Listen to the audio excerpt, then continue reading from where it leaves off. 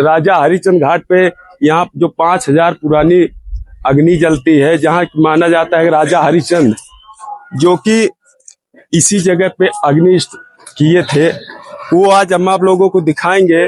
आप हमारे पीछे लगे रहिए। देखिए लहासे जल रही हैं यहाँ पे, एक नहीं तमाम सारी लहासे जल रही हैं। जैसे कि 5000 साल पुरानी वाली जो अग्नि जल रही है, हम आपको दिखाते हैं। बहुत दिनों से अग्नि जल रही है। आइए।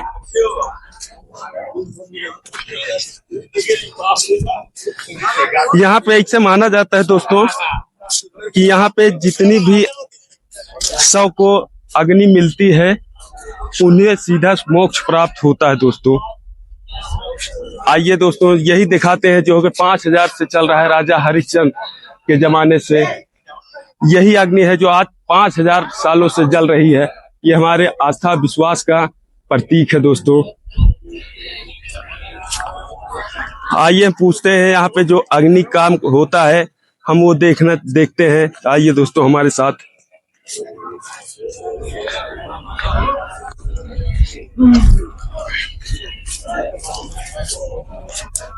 दोस्तों आप लोग देख सकते हैं, यही है जो 5000 सालों से जल रही है। ये राजा हरिश्चंद्र के जमाने की अग्नि है दोस्तों।